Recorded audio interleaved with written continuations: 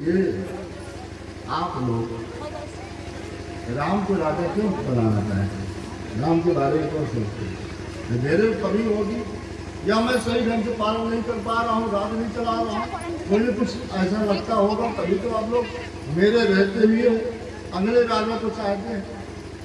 लेकिन सभासदों ने एक स्वर में हाथ जोड़कर बड़े विनीत भाव से निवेदन किया, हे महाराज चक्रवर्ती भूपाल शिरोमणि, हम आपके सेवक हैं, प्रजा हैं, प्रजा पालक हैं, आज्ञा पालन करना हमारा धर्म है, आपके अनुशासन में रहना हमारा कर्तव्य है, उसी भाव में रहते हैं। आप में कोई दोष नहीं है, आप में कोई कमी नहीं है, किंतु हम तो आपकी बात के अलावा भी इक्ष्वाकु से लेकर अब तक जितने राजा हुए बड़े धर्मात्मा हुए, अब आप तो उसी धर्मात्मा में है, किंतु राम जी की जहाँ पर बात है तो राम जी सबसे बढ़ करके है। इक्ष्वाकु से लेकर अब तक राजा धर्मात्मा सूरवीर योद्धा गुणकारी सब हुए, लेकिन रघुनंदन तो इन सबसे अलग है, इन सबसे महान है। इसलिए आप तो हमें सत्य वचन बोलना ही सिखाए हैं। तो हमारे अनुसार आपने जो सही जानना चाहा तो हमने बता दिया कि राम जी तो राम है, कोई शत्रु उनका नहीं है, शत्रु भी उनकी प्रशंसा करते हैं। तो ऐसे राम को हम अतिशीघ्र राजा के योग में देखना चाहते हैं कि राजा बने, राजपद पर आसीन हो जाए और हमारे जीवन का मंगल हो। तो महाराज चक्रवर्ती जी कहते ठीक है, आप लोगों का विचार हमने जान लिया, अब गुरुदेव का विचार जान लिया। गुरुदेव से पूछते हैं, उनका जब आदेश होगा तब काल हो जाएगा। सभा का विसर्जन कर दिया, गुरुदेव वशिष्ठ के पास जाते हैं, आज्ञा लेंगे। यह विचार उन आन न तो सुदृढ़ शिव सदुपाय प्रेम पुलक कर मुक्त मन पूरी सुनाया जाए। गुरुदेव के चरण में गए, प्रणाम किया, निवेदन करते हैं, काई भुआल सुनिए मोनी नायक,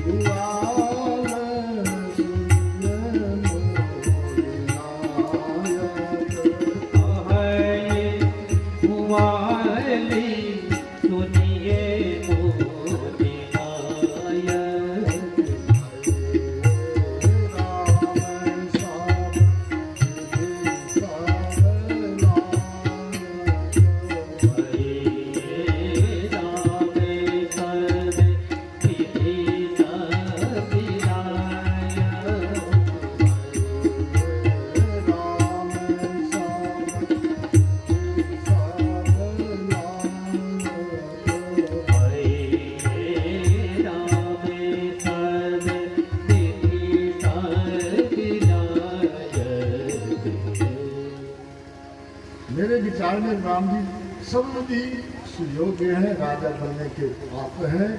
अब आपका आदेश हो जाए तो हो जाए। हम तो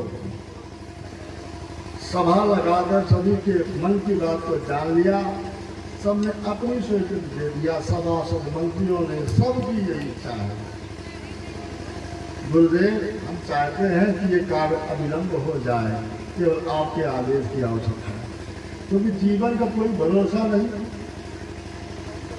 जीवन की शाम हो उसके पहले जीवन दाता में आराम हो। जीवन की शाम क्या है? सवेरा मतलब जन्म हुआ, सूर्योदय पर जन्म हुआ। प्रातः काल मतलब नई अवस्था, बालक अवस्था। दोपहर मध्य जवानी, अब दोपहर के बाद सूर्य ढलने लगते हैं, मतलब उत्तरार्ध अवस्था प्रारंभ है। धीरे धीरे करके संध्या आने लगी, इसका मतलब वृद्धावस्था। सूर्य अस्त हुआ, इसका मतलब जीवन समाप्त हुआ। तो जीवन की शाम हो उसके पहले परमात्मा से प्रेम हो जाए। जवाबदारियां जितनी भी है, दायित्व जो है पूरा कर दे, ताकि अंतिम ये शेष न रह जाए कि ये काम अधूरा रह गया। अधूरा मतलब जो अपने को भगवान ने सेवा दिया है उस सेवा को अगली पीढ़ी को देना ही पड़ेगा। भगवान ने कोई गुण दिया, कोई कला दी, तो ऋण है हमारे ऊपर। भगवान ने कृपा करके विद्या दिया, बुद्धि दिया, ज्ञान दिया, कला दिया। अब ये ज्ञान, कला, गुण, विद्या जो भी है भगवान ने कर्ज रूप में दिया है, इसको किसी न किसी को देना पड़ेगा, तभी कर्जा से मुक्ति मिलेगी। इसलिए समय रहते तो दान कर देना चाहिए। जीवन की शाम होने से पहले गुरुदेव हमारा पूरा कार्य संपन्न करवा दीजिए, ताकि निश्चित होकर के भगवान के भजन में लग जाए। क्या भरोसा है इस जिंदगी का, क्या भरोसा है इस जिंदगी का, साथ देती नहीं है किसी का। क्या भरोसा है किसी जिंदगी का, साथ देने नहीं है किसी का। क्या भरोसा है इस जिंदगी का, साथ देती नहीं है किसी का। क्या भरोसा है किसी जिंदगी का, साथ देने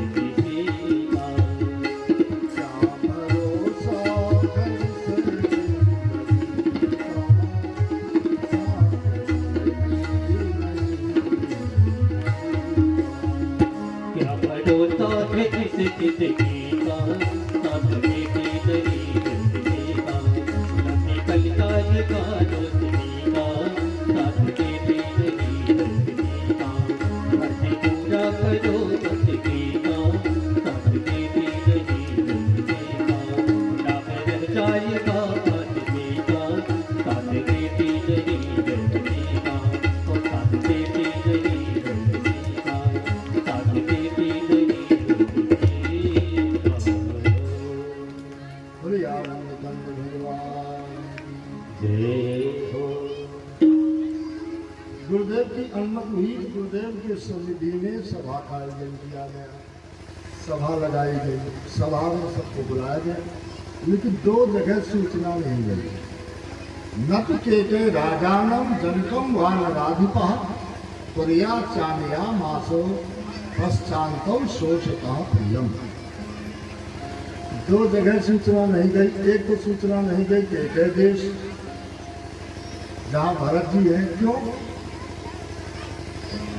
कि के देश जाने के लिए अयोध्या से 7 दिन लगते हैं जाने में और 7 दिन आने में, तो लगभग 15 दिन लग जाते।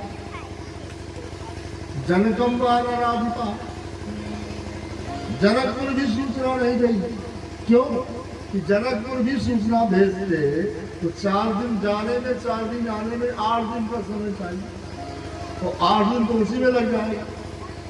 और फिर हो सकता है कि 1 आध दिन तो जनक जी को भी आने में समय लगेगा।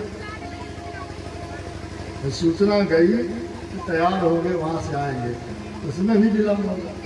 इसलिए 2 जगह सूचित नहीं किया गया, 2 जगह सूचना नहीं दी गई और राजा विषय की तैयारी हो गई। गुरुदेव से पूछा गया, गुरुदेव बताइए कब ये सब करना है, तो गुरुदेव ने कोई समय नहीं बताया। गुरुदेव कहिए वेद विलम्ब न करिए नव साजी सबुई समाज, सुदिन सुमंगल तब ही जब राम हो जबरा। सुंदर मंगलमय अवसर वही है जिस समय भगवान का राज्याभिषेक है। क्यों? तो भगवान का जब अवतार होता है तो अपने आप ग्रह जोग लगन ग्रहवान जिस सकल भयल सब अनुकूल हो जाते। ऐसे भगवान का जब राज्याभिषेक होगा सारे ग्रह अनुकूल हो जाएंगे। इसलिए वेद विलम्ब न करिए, ये काम को वेद पूर्वक करिए, शीघ्रता पूर्वक करिए, विलम्ब न करिए। तो निश्चित हो गया कि कल पुष्य नक्षत्र है और पुष्य नक्षत्र कई अनिष्टों को दूर करने वाला, हमने पूर्ण। तो पुष्य नक्षत्र में तो अपने आप विधान बन जाता है, अपने आप मुहूर्त बन जाता है। तो कल ही राम जी का राज्याभिषेक हो जाए, पुष्य नक्षत्र का योग है।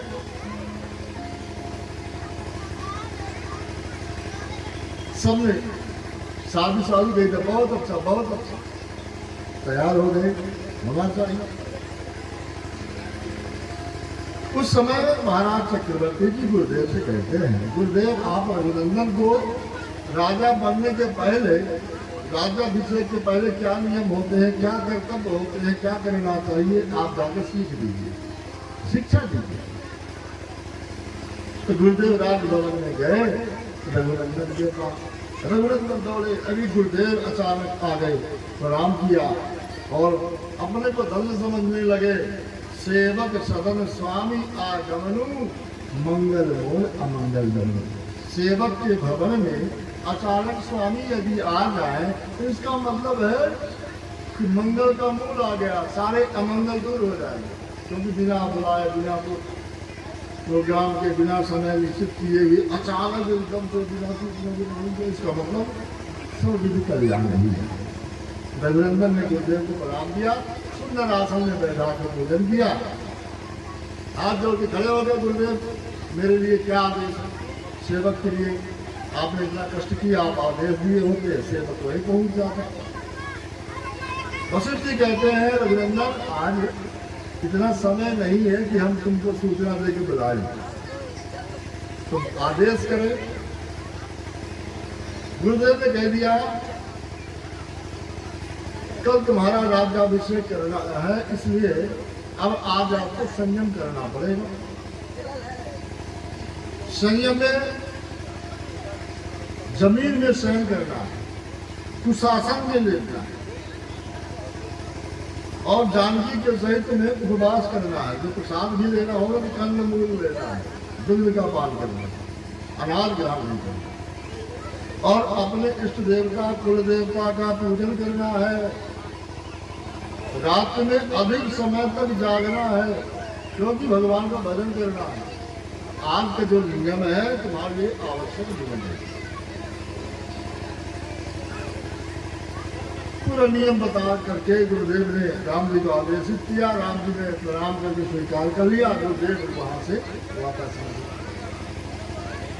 गुरुदेव ने सब कह दिया, सब तैयारी में लग जाओ, कल राम का राज्याभिषेक है। सब तैयारी अपने तरफ लग गए। गुरुदेव चले गए। तब महाराज चक्रवर्ती जी को लगा कि रघुनंदन को बुलाकर हम भी तो कुछ अपने मन की बात कहते हैं, तो सुमंत जी को बुलाते। सुमंत जी जाओ रघुनंदन को बुला लाओ, उनसे कुछ हमें कहना है। सुमंत जी ने कहा तो महाराज गए रघुनंदन के पास में। तो सुमंत जी का सम्मान भगवान उतना ही करते थे जितना पिताजी का करते थे। जैसे पिताजी के लिए खड़े हो जाए, हाथ जोड़े, नमन करें, ऐसे ही सुमंत जी जब रघुनंदन के पास जाए तो उन्हें आदर करते थे। रघुनंदन देखा सुमंत जी आए, खड़े हो गए, हाथ जोड़े, नमन किया, महाराज कैसे आपका आगमन है। सुमंत जी ने कहा महाराज चक्रवर्ती जी आपसे मिलना चाहते हैं। उसी क्षण रघुनंदन सुमंत जी के साथ पिताजी के पास आ गए। सप्रांजलि अभिप्रेतो प्रतापितुरंकिते नामत स्वम श्रावयन रामो बवंदे चरणों की। रघुनंदन आए और दूर से अपना नाम लेकर के पिता को प्रणाम करते हैं। महाराज चक्रवर्ती पूज्य पिताजी को आपका पुत्र राम प्रणाम करते हैं। नाम स्वम श्रावयन रामो, सुता राम जी ने अपना नाम लेकर के प्रणाम किया। तो उस समय महाराज चक्रवर्ती जी ने राम जी को बुलाया, आओ रघुनंदन आसन ग्रहण करो। रघुनंदन ने कहा आप आदेश करिए, क्या करेंगे सेवा।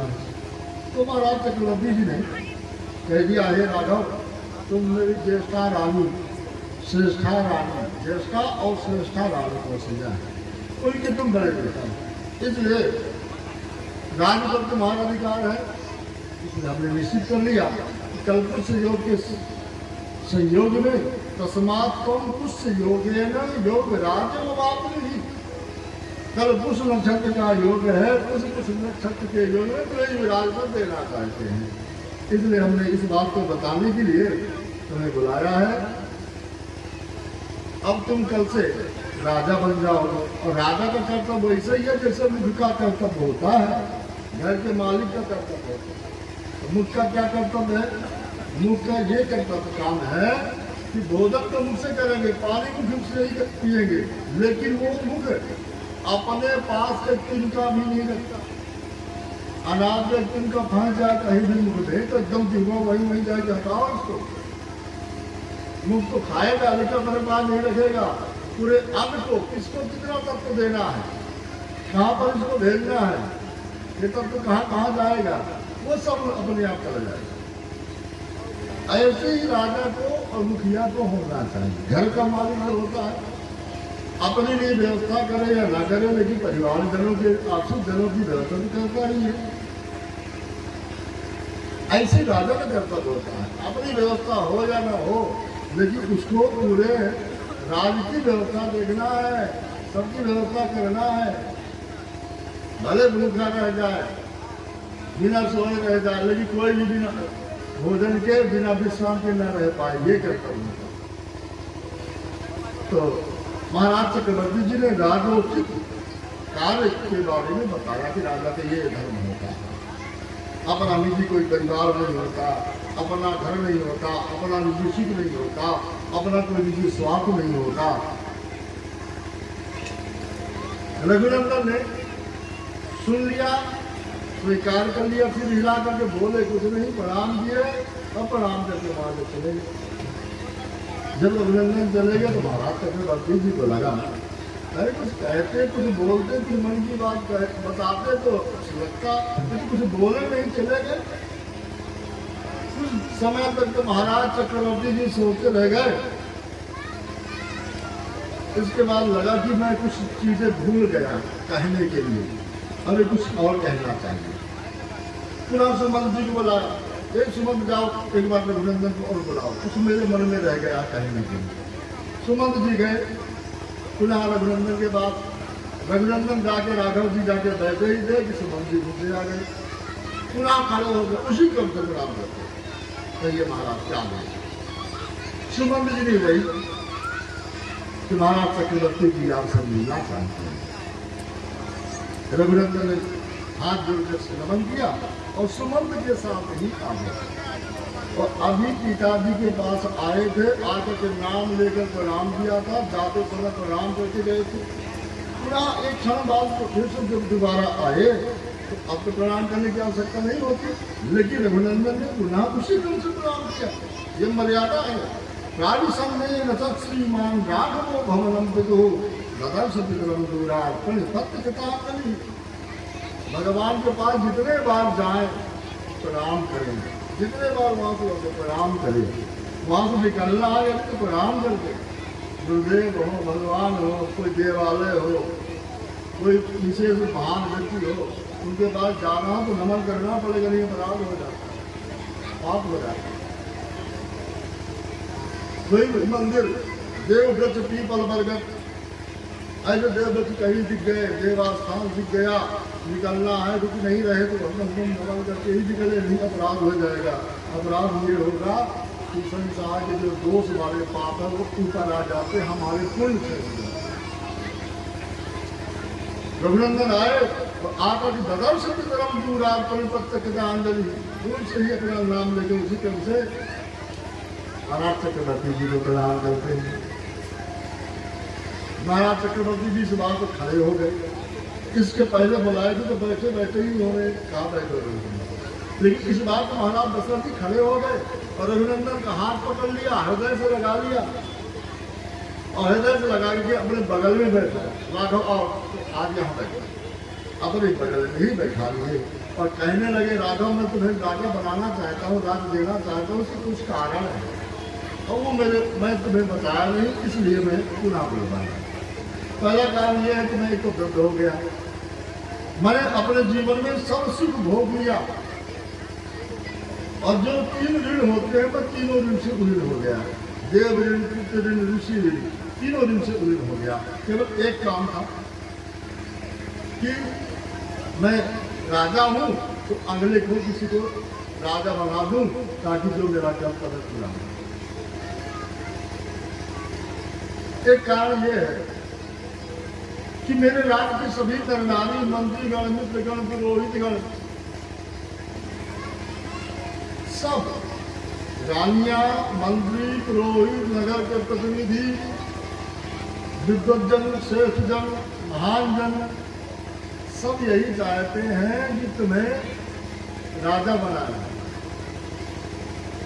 और कारण यह है, सबसे प्रधान कारण कि इस समय मुझे अशुभ स्वप्न दिखाई देते थे। अशुभ स्वप्न का मतलब समय ठीक नहीं दिखता। क्यों? कि मेरे जन्म नक्षत्र में इस समय सूर्य, मंगल, राहु ये 3 क्रूर ग्रह भ्रमण कर रहे हैं। तो जिसके भी जन्म नक्षत्र में क्रूर ग्रह 3 से हो या 3 से ज्यादा हो जाए, 2 से ज्यादा संयोग बन जाए, 3 या 3 से ज्यादा, तो समझिए कि अनिष्ट होने वाला है। तो महाराज चक्रवर्ती कहते हैं कि नक्षत्र विद्या के ज्ञाता ये कह रहे हैं कि तुम्हारे आपके जन्म नक्षत्र में इस समय 3 अशुभ ग्रहों का, क्रूर ग्रहों का समावेश चल रहा है। सूर्य भी है, मंगल भी है, राहु भी है, इसलिए समय ठीक नहीं है जो आपके कार्यों को संपन्न कराना। इसलिए रघुनंदन मैं अब शीघ्र तुम्हें युवराज पद देना चाहता हूँ, इसलिए तुम मेरे इस भाव को सहर्ष से करो। तो राम जी ने फिर भी सुन लिया लेकिन कुछ बोले नहीं, हाथ जोड़ लिया, नमन कर लिया, बोले नहीं। उठ के वहां से प्रणाम करके महाराज चक्रवर्ती जी को आ गए भवन में। आकर के माँ को प्रणाम किया और माँ से, माता कौशल्या से पूरी बात बता रहा है, ऐसा ऐसा पिता श्री चाहते और ये आदेश हुआ। तो माता कौशल्या भी उन्हें आदेश देती है कि राघव और तुम राजा बनोगे तो उसके पहले आज तुम्हें नियम पूर्वक रहना पड़ेगा, संयम करना पड़ेगा। जानकी के सहित तुम्हें उपवास, धूम, शयन, इष्ट कुल देवता का ध्यान, पूजन, भगवत भजन करना पड़ेगा। माता ने भी वही आदेश दिया जो गुरुदेव ने बताया। पूरे अवध में बात बढ़ गई, सारा अवधवासी उल्लास में है, सब राज्याभिषेक की तैयारी होने लगी, पूरे नगर को सजाया जाने लगा और सबके मन में केवल दो बातें हैं, मंगलमय शुभ भात हो जाए, सवेरा कब होगा और कब वो समय आएगा कनक सिंहासन सीए समेटा, सुवर्ण के सिंहासन सीता जी के माता जी के सहित भगवान श्री राम जी कब विराजित होंगे, ये देखने की उल्लास की इच्छा हो रही। तो केवल सबके मन में दो ही बातें बैठी हैं कि कब सवेरा हो, रात्रि जाए, सवेरा हो तो ऐसा सब आए और हम लोग राम जी के राजपद पर बैठे हुए देखें। इधर हाट बाट घर गली अथाई, कहाँ परस्पर लोग लगाई, काली लगन भर पेट के बारा, पूजी विधि विलास हमारा, कनक सिंहासन सीए समेता, वह कहीं राम होय चिंतेता। उसी के अनुसार माता कौशल्या भी बड़ी उम्मता में पूरे भवन को सजाने के लिए आदेश देती है और सब गांववासियों में वस्त्र अलंकार बांटते हैं। क्यों कि कल मेरे बेटा राम का राज्याभिषेक होगा, पुराने कपड़े नहीं पहनना, सब बढ़िया सजा लो, नए वस्त्र लो, बढ़िया से घर के नए वस्तु ले आए। तो वस्त्रों को बांट रही है, धन पीछे बाहर ब्राह्मण है उनको भी दान कर रही है। उसी समय ज्ञाति दासी जतो राजा करके यात सहोसिता, रासादम चंद्रशंकासम आरोहे दक्षया। माता कैकेयी की दासी थी मंत्रा, जो केकय देश में पहले के राजा लोग जब बेटी का विवाह करते थे तो बेटी की सेवा में एक दासी भेजा करती थी, दास दासियां सपनी देवता, रथ घोड़ा हाथी जो भी आवश्यकता की, वही परंपरा आज भी चल रही है।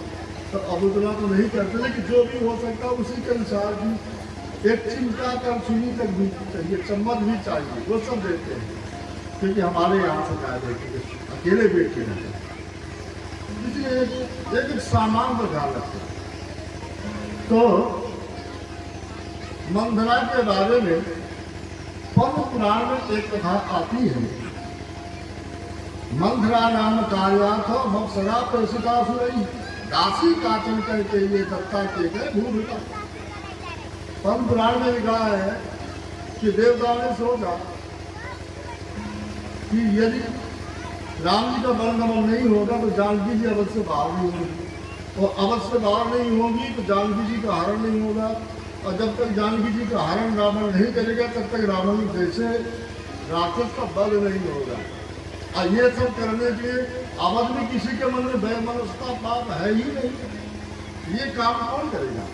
इसके लिए देवताओं ने एक अप्सरा को भेजा, मंथरा बनाया कि तुम जाना ये काम करना और वहाँ ऐसा सहयोग बनवा देना ताकि राम जी का राज्य न हो करके बल हो जाए, वहाँ जानकी जी का हरण का सहयोग बने और फिर रावण जैसे रसूलों का राक्षसों का बल हो सके।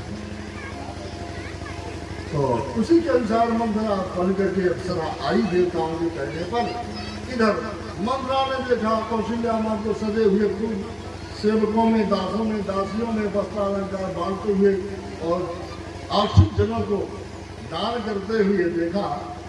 बड़ी उमंगता में पूरे भवन को सजाने के लिए माता कौशल्या आदेश दे रही, विश्व उमंगता में देखे तो उन्होंने पूछा, अरे महारानी जी आप इतनी प्रसन्नता पूर्वक उछल करके सब जगह सब आदेश दे रही है, इतना सब धन लुटा रही है, बांट रही है, सब तैयारी के लिए कर रही है, क्या बात है, कोई विशेष कर रहे हैं क्या। माता कौशल्या ने कहा, अरे दासी तुम्हें पता नहीं, अरे कल उस नक्षत्र के योग में बेटा राम को राज्याभिषेक होना है, ये तुम्हें पता नहीं। तो मंथरा तो तुम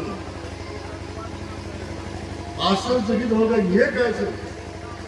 अब वो समय आ गया जिसके लिए मुझे भेजा गया। देवताओं ने सोचा कि हम जिस काम के लिए मंत्रा को भेजे हैं उसको याद है कि नहीं। कहीं ऐसा तो नहीं कि राम के प्रेम में अवधवासियों के उस स्नेह में अपना कर्तव्य भूल गई हो। देवताओं ने याद दिलाया, ऊंच निवास नीच कर तुलसी देखने से कहीं कराएगी। तुरंत देवता सरस्वती को प्रेम की कि मंत्रों को याद दिलाओ कि केवल सेवा करने नहीं गई है, अब वो समय आ गया है जिसके लिए वो दासी बनाई गई है।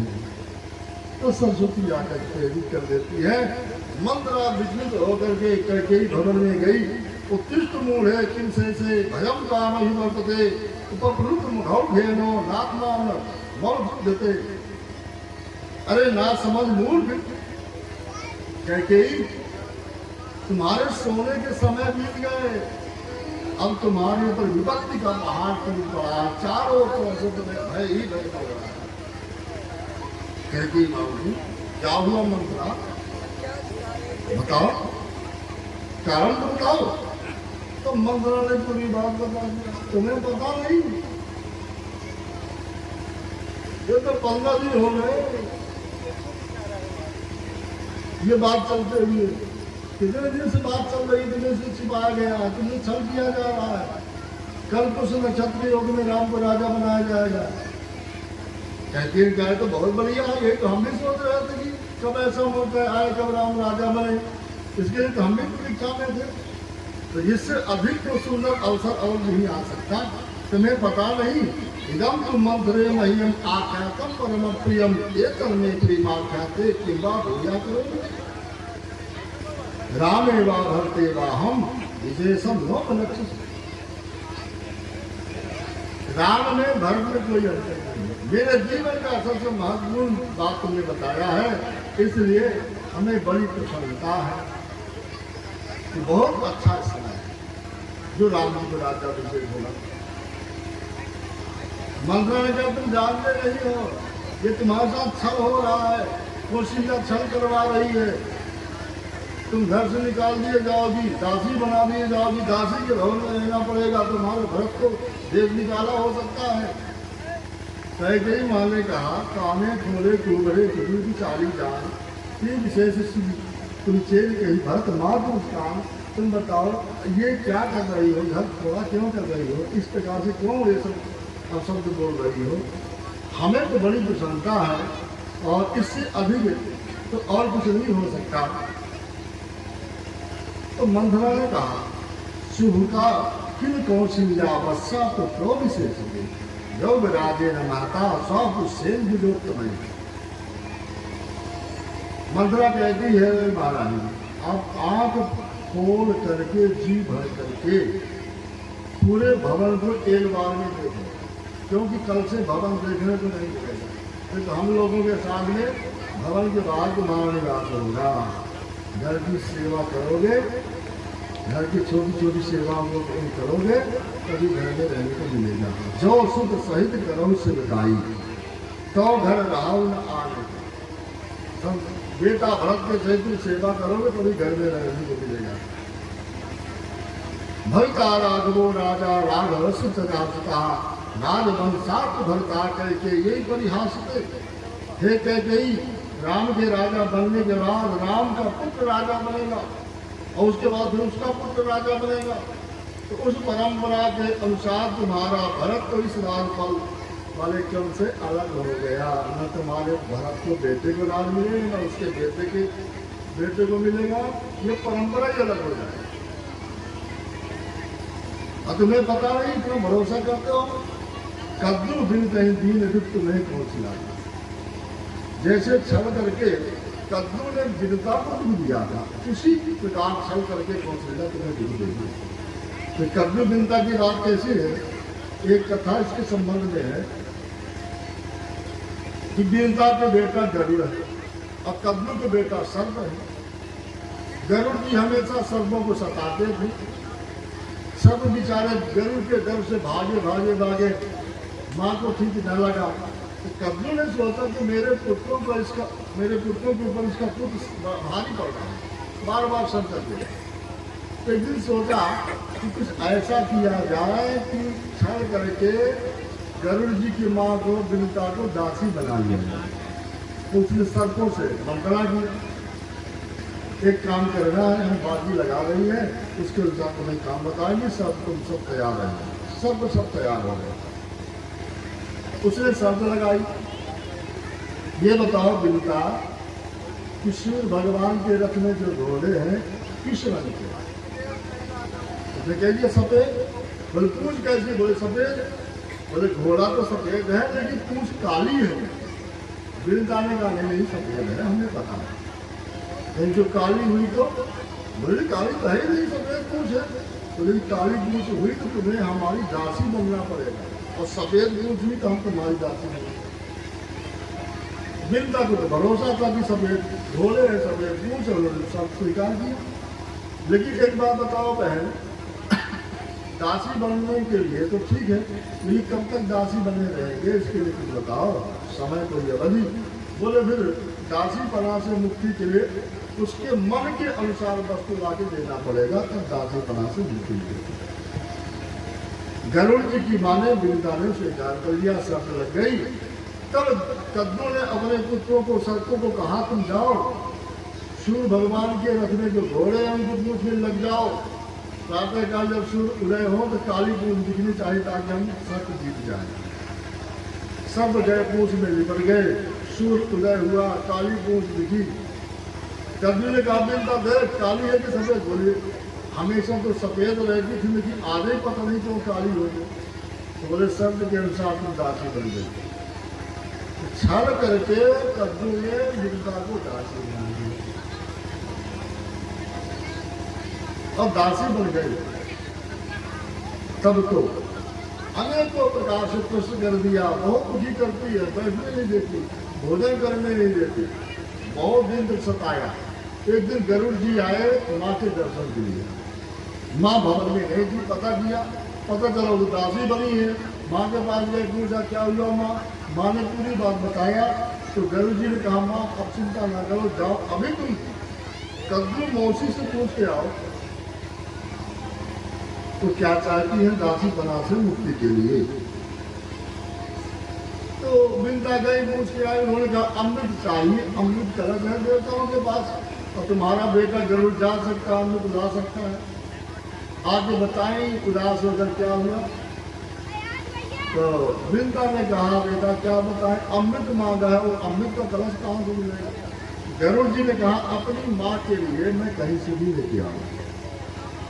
गरुड़ जी देवलोक गए, अमृत मांगा देवताओं से, अमृत देने से देवताओं ने मना कर दिया। गरुड़ जी ने देवराज इंद्र से युद्ध किया, हमें माँ को दासी बना से मुक्ति दिलाना, इसलिए अमृत चाहिए। देवराज में कहते हैं गरुड़ जी आपको पता नहीं कि कद्दू क्या चाहती है, अमृत मांगा है, सर्पों को अमृत पिला देगी, सारे सर्प अमर हो जाएंगे, तो संसार में केवल सर्प बचेंगे और कोई नहीं बचेगा। तो गरुड़ जी कहते हैं हमारा काम अमृत लेके जाएंगे, दे देंगे, माँ को दासी बड़ा प्रमुख कर दे, इसके बाद साथ ही साथ छिप करके आप रहेगा। जैसे वो कहते कि दासी पना से आज से मुक्त, उसी क्षण अमृत लेके आ जाना, हम आपको लेके लेंगे। तब देवराज इंद्र तैयार हुए, अमृत कलश लेकर के गरुड़ जी देवलोक से नीचे आए। और नीचे आए मृतलोक में तो यमुना के तट में एक क्षण के लिए विश्राम किए, कदम के पेड़ में अमृत कलश रखा। तो अमृत की एक बूंद कदम के पेड़ में पड़ गई थी, अब वो कदम का पेड़ अमर हो गया था। वही काली दह के किनारे था, कालिया नाल के जहाज सब जल गए, कोई भी वहाँ बसता नहीं था, लेकिन वहीं पर कदम का पेड़ हरा भरा था, क्योंकि गरुड़ जी उसमें अमृत कलश रखे थे। इसलिए भगवान कृष्णावतार में उस कदम के पेड़ में बैठ करके पूरी बंसी बजाए पूरी लीलाएं की।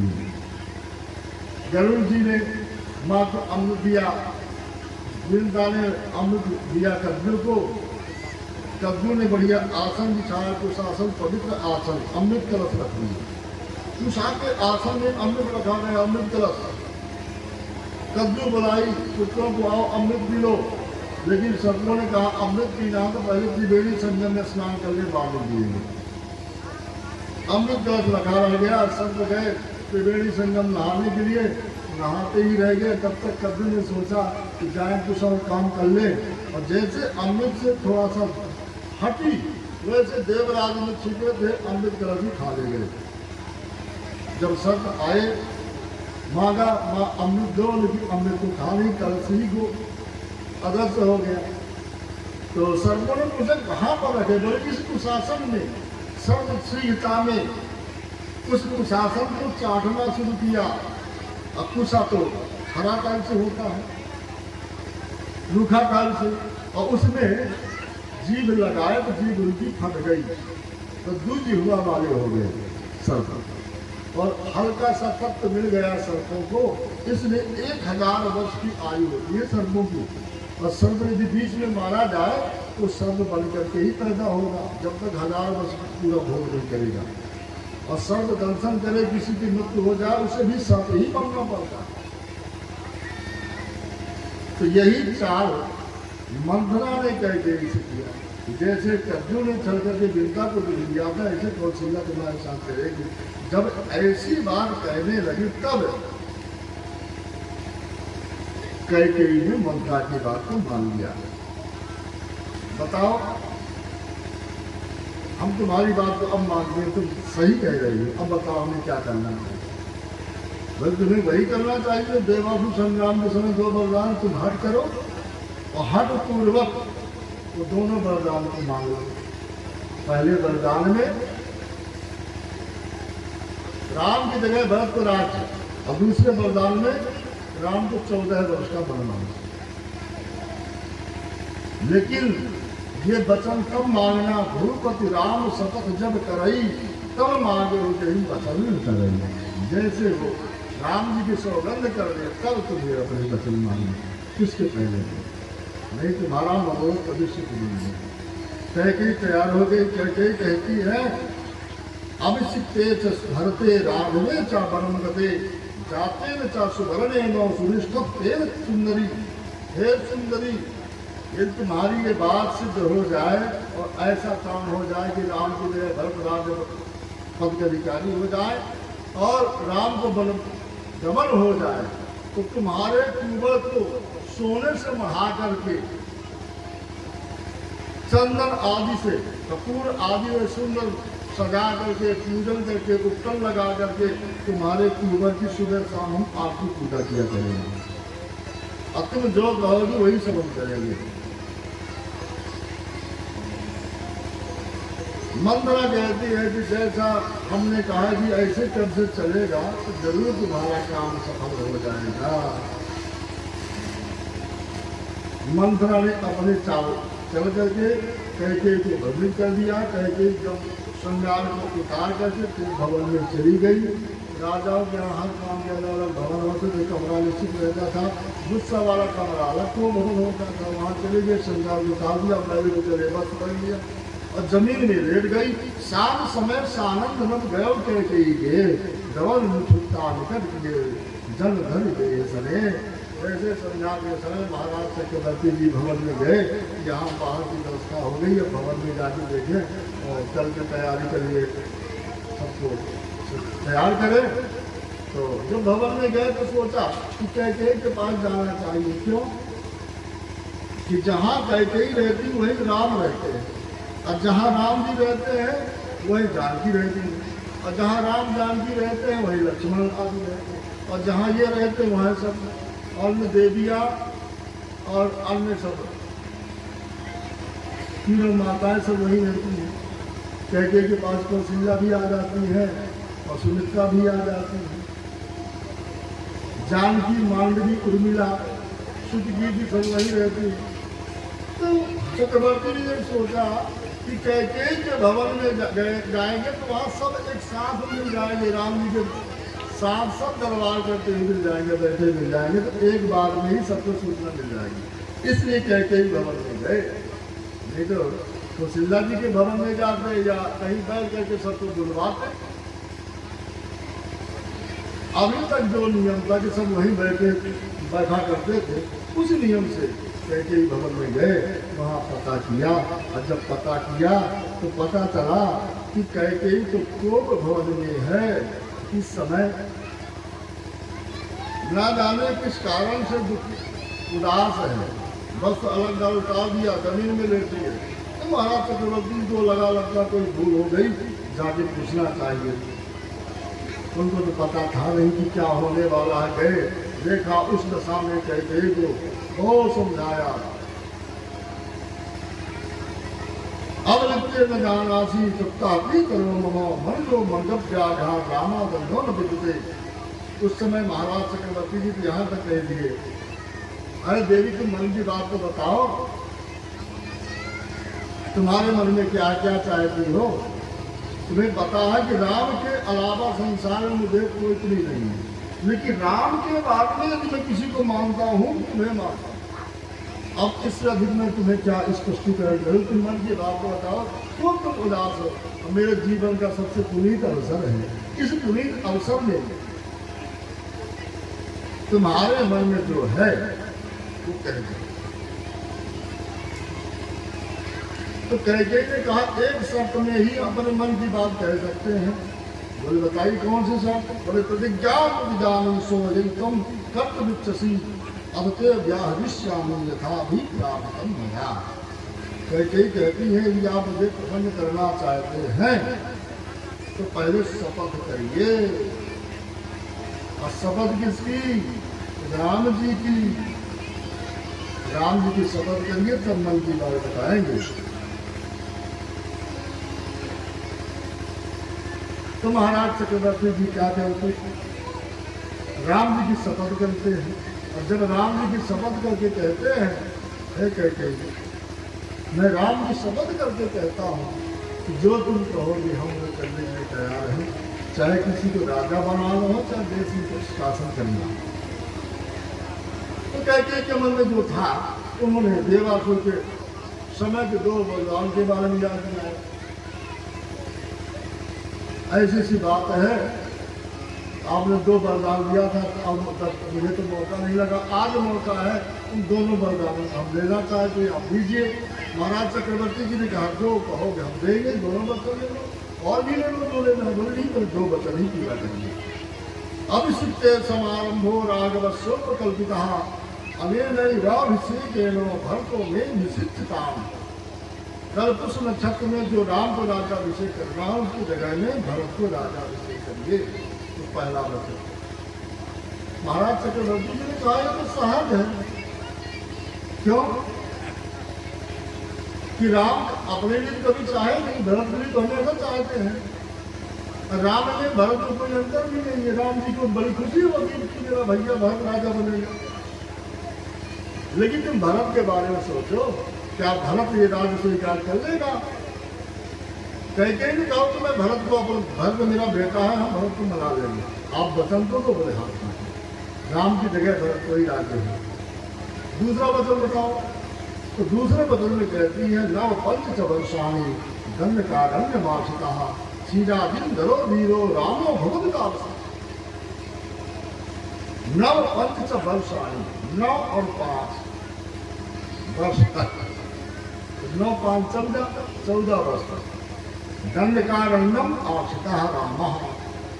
राम दंडकारण्य में आश्रय ग्रहण करे, बोले दंडकारण्य में निवास करे। चीराजिन धरो धीरो रामो भवंतावसा। तपस्वी वेश में राम चीराजिन धरा माने बलकर वस्तु को धारण करके निवास करें। और ये दूसरा वचन था। पहले वचन में महाराज चक्रवर्ती को कोई दुख नहीं हुआ, कोई चिंता नहीं, कोई कष्ट नहीं।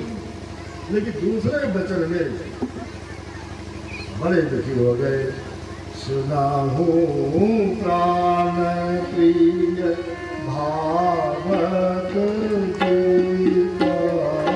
सुनाहु प्राण प्रिय भावत गीता।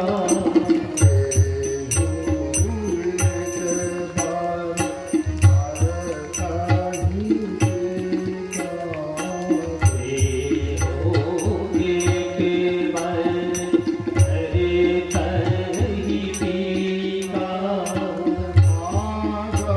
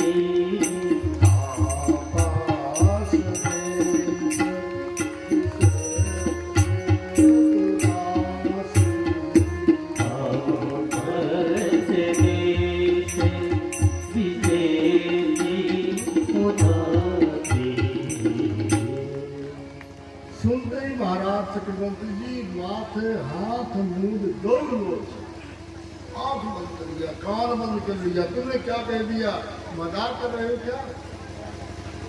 कहते नहीं कि हम कोई मजाक नहीं कर रहे। दंतो पिकलवश्चैवो द्राघिम दृष्टा यथा मृगा।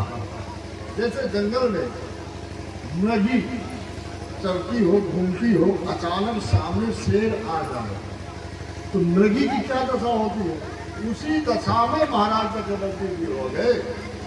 कहा देवी तुम्हारे मन में यदि ये मजाक हो तो हाथ तो बता दो, क्योंकि मजाक में भी मैं ये नहीं सहन कर सकता। कैकेयी ने कहा महाराज कोई मजाक नहीं है, कोई हास्य प्रयास नहीं है, ये सत्य है।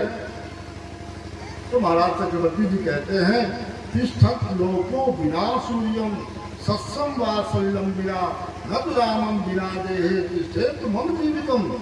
कैकेयी तुम्हें पता नहीं है, सूर्य के बिना संसार एक बार टिक सकता है, सत्सम वासल्यम बिना, सत्य कहते हैं धान को, सही पानी, पानी के बिना धान पैदा हो सकती है, लेकिन न तो रामम बिना दे, मैं राम के बिना इस शरीर में नहीं रह सकता, ये शरीर को धारण नहीं कर सकता, राम के बिना मैं जीवित नहीं रह सकता। तदम तद्यतामेशो निश्चया पाप निश्चय अब ते चरणों मूर्धना स्पृशामेश कुशीत में। हे देवी हे पाप निश्चय, मैं तेरे चरणों में, अपिते चरणों मूर्धना, मैं तुम्हारे चरण में हाथ जोड़कर सिर रख करके प्रणाम करके विनती कर रहा हूं कि तुम ये पाप युक्त, जो कपट युक्त, छल युक्त, असुर जो तुम्हारे मन में विचार हैं, इन विचारों को तुम परित्याग करो, छोड़ दो।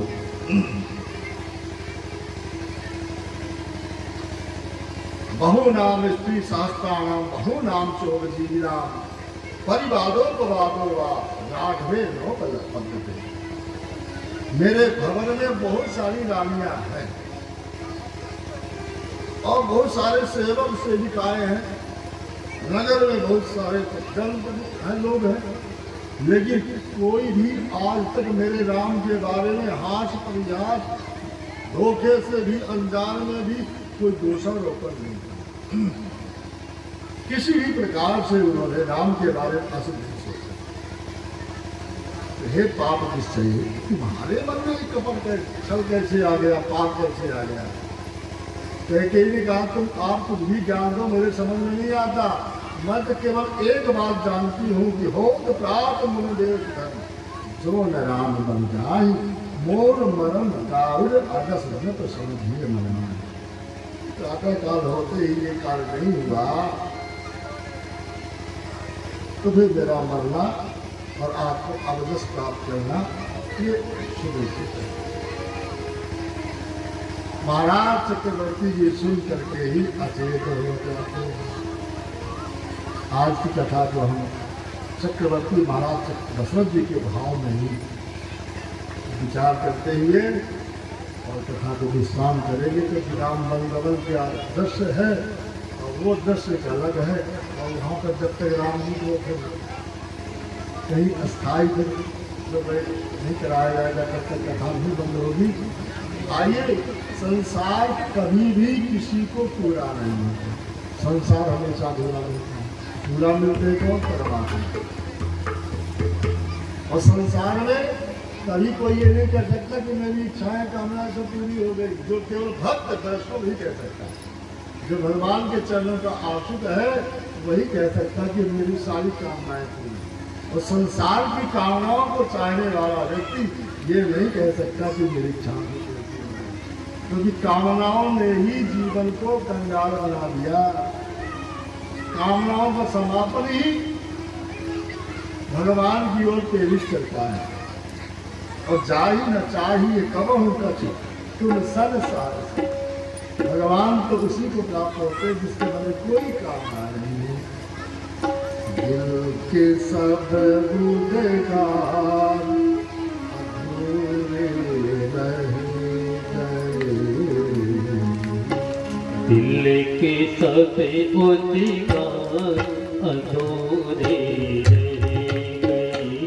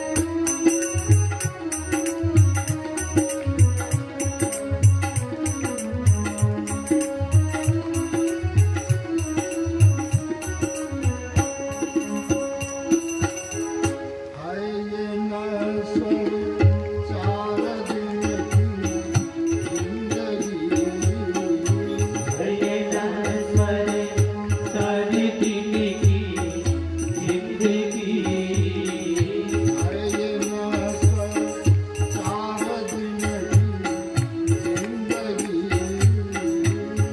ये नश्वर सारी दिन की जिंदगी रात दिन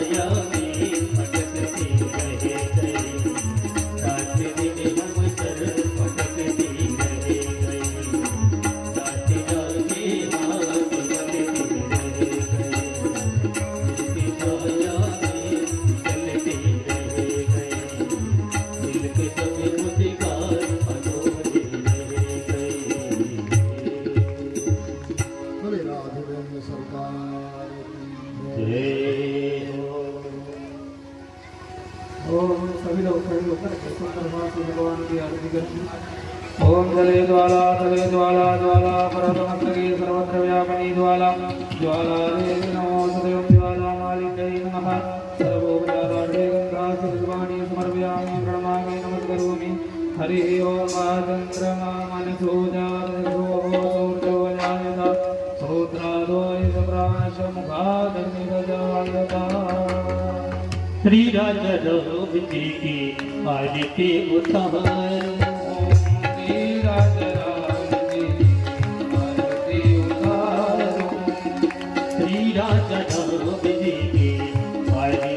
उतारो श्री राजा राम जी आरती उतारो आरती उतारो तो पे तन मन बारो आरती उतारो तो पे तन मन बारो श्री राजा राम जी की आरती उतारो श्री राजा राम जी आरती उतारो कनकी सिंहासने राजत जोरी कनके सिंहासन राजत जोरी दशरथ नंदने कनकी किशोरी दशरथ नंदन कनके किशोरी जिने चीज पड़े तोपे